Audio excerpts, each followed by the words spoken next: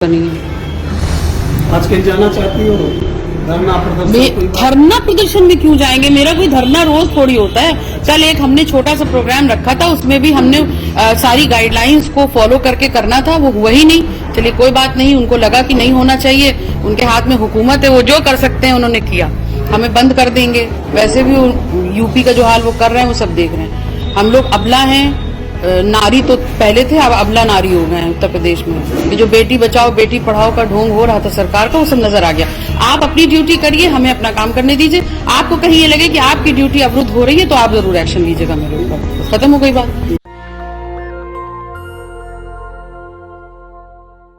सुशांत मामले में रिया चक्रवर्ती को जमानत कैंसिल हो गई है, कोर्ट ने खारिज कर दी है उनकी अपील। ये खबर टीवी पर लगातार चल रही है, लेकिन लखनऊ में योगी सरकार ने किस तरीके से 2 महिलाओं को बंदी बना के रखा हुआ है, इस पर कोई बहस नहीं करता।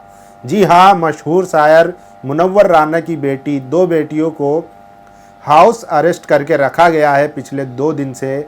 और साथ ही जो लखनऊ घंटा घर पर झांसी की रानी से के नाम से मशहूर है उज़्मा परवीन, उनको भी हाउस अरेस्ट करके रखा गया है। उनको हाउस अरेस्ट क्यों करके रखा गया है ये भी जानने वाली बात है। लेकिन जिस तरीके से गोदी मीडिया ने लगातार सुशांत सिंह, रिया चक्रवर्ती और कंगना रनौत पर फेमिनिज्म और महिला सशक्तिकरण और वीरांगना पता नहीं कैसे कैसे अल्फाज दिए, वही गोदी मीडिया जब योगी पुलिस मशहूर शायर मुनव्वर राना की बेटियों को कैद कर देती है, उस पर उनकी जबान नहीं खुलती।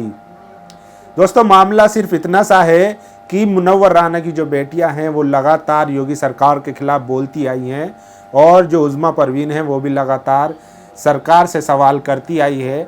9 तारीख को रात 9 बजे 9:09 पर जो 9 मिनट के लिए दिया और मोमबत्ती जलाने का प्रोग्राम था, उसको लेकर वो प्रोटेस्ट करने जा रही थी, लेकिन योगी सरकार ने उनको हाउस अरेस्ट कर दिया था ताकि वो किसी भी प्रदर्शन में शामिल ना हो सके और सत्ता से सवाल ना कर सके। तो ये योगी सरकार की और मोदी सरकार की नीति है, बेटी बचाओ बेटी पढ़ाओ। लेकिन जब अगर आपसे सवाल करेंगे तो वही बेटियां कैदी बना दी जाएगी। वहीं दूसरी तरफ कंगना रनौत है, जिसके लिए पूरे भक्तगण जो हैं उनको वीरांगना और झांसी की रानी पता नहीं क्या क्या कह रहे हैं। अगर एक फिल्म बनाने से कोई झांसी की रानी हो सकता है तो रजनीकांत रोबोट हैं, वो रोबोट हो सकते हैं, फिर आप समझिए कि क्या वो नहीं कर सकते। तो दोस्तों, ये हाल है यूपी में। जहाँ जहाँ बीजेपी शासित राज्य हैं वहाँ पर अगर कोई सत्ता से सवाल करता है तो उनके साथ कैसा सलूक होता है। हमने देखा किस तरीके से लगातार गोदी मीडिया ने, खासकर जो रिपब्लिक टीवी है उसने कंगना रनौत को किस तरीके से बढ़ा चढ़ाकर पेश किया, और आज उसको देश की हीरोइन बनाकर पेश किया गया है। खबर सूत्रों से आ रही है, लेकिन अभी कंफर्म नहीं है। हो सकता है कंगना या कंगना की जो माता है वो बीजेपी में शामिल हो जाएं। ये बड़ी खबर है कि किस तरीके से जो पूरा ये नाटक रचा गया, उसमें सीधा सीधा जिस तरीके से कंगना के तेवर थे वो खुले तौर पर बीजेपी की तरफ से खेल रही थी। क्योंकि महाराष्ट्र में जिस तरीके से बीजेपी की छीछा लेदर हुई थी, उसके बाद से बीजेपी खुन्नस में है और वो कहीं ना कहीं मौका तलाश रही थी, और उसको मौका मिला कंगना रनौत के रूप में, जिनको उन्होंने सामने रखा और उद्धव से बदला लेने की सोच ली। खैर, इस मामले को इस तरीके से देखिए कि शिवसेना जो खुद कट्टरवादी हिंदूवादी एक पार्टी मानी जाती है, और दूसरी तरफ बीजेपी और जो वीरांगना है कंगना, वो भी कट्टर हिंदूवादी है। दोनों आपस में लड़ाई कर रहे हैं, लेकिन उसके बीच में नाम और लफ्ज़ों का जो इस्तेमाल हो रहा है वो हो रहा है कि बाबर और बाबरी मस्जिद, इन जैसे अल्फाजों का नाम हो रहा है, ताकि मुद्दे में कहीं ना कहीं मुस्लिमों को एंगेज करके रखा जाए, जिससे जो लोग हैं उनकी भावनाओं से खेला जाए और एक बार फिर मुस्लिमों के नाम पर, आरक्षण के नाम पर वोट इकट्ठा किया जा सके। यही बीजेपी सरकार करती आई है और यही अब तक कर रही। तो ये बड़ी खबर है कि जो कंगना है उनकी माँ बीजेपी शामिल कर सकती हैं, या कंगना खुद बीजेपी में जा सकती हैं।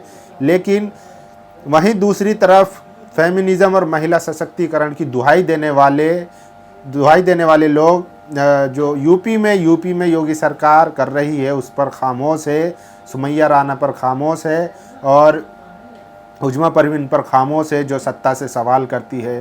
तो सवाल लगातार होते रहेंगे और हमारी तरफ से ये कोशिश रहेगी कि जहाँ भी जैसे भी चाहे वो लिंग के आधार पर माइनॉरिटी हो, चाहे या ग्रुप के जिस तरह से भी वो माइनॉरिटी हो या शोषित हो, वंचित हो, हम उसकी आवाज़ लगातार उठाते रहेंगे। और आजकल हम देख रहे हैं कि हमारे चैनल को ज़्यादातर व्यूज़ नहीं आ रहे। क्या हमारे समाज के लोग जागरूक नहीं हैं या बोर हो गए हैं? क्योंकि नेशनल दस्तक एक ऐसा मूवमेंट है जो बहुजनों की आवाज़ है, हर मुद्दे पर अपनी प्रखरता से बात रखता है। जब से नेशनल दस्तक आया है पिछले 5-6 सालों में लगातार बहुजनों की आवाज़ उठाता रहा है, चाहे वो दलितों का मामला हो, माइनॉरिटी का मामला हो, हर जगह हर मोर्चे पे नेशनल दस्तक ने अपनी आवाज़ बुलंद की है। लेकिन आज देख रहे हैं कि नेशनल दस्तक के व्यूज़ घटते जा रहे हैं, लोगों तक उसकी रीच नहीं हो पा रही है।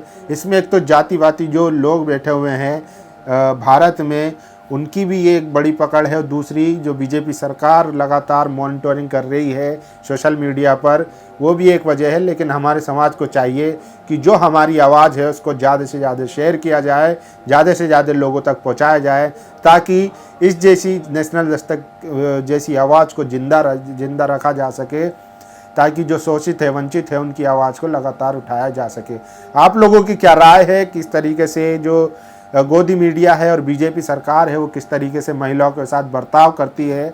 अगर उनके पक्ष में कोई महिला बोलती है तो वो वीरांगना हो जाती है, वहीं अगर सवाल करती है तो उसको सड़कों पर खींचा जाता है, उसके गले में फंदा डालकर, और उसको हाउस अरेस्ट कर दिया जाता है। तो ये जो बड़ा अंतर है, इस पर आप अपनी राय ज़रूर दीजिए और देखते रहिए नेशनल दस्तक। नेशनल दस्तक की आपसे गुजारिश है कि अगर इसको बचाना चाहते हैं तो नेशनल दस्तक को सब्सक्राइब करने के लिए रेड कलर के सब्सक्राइब बटन को दबाएं, फिर बेल आइकन की घंटी दबाएं। नेशनल दस्तक को बचाने के लिए बहुत ज़रूरी है कि हर खबर को शेयर करें, लाइक करें, कमेंट जरूर करें।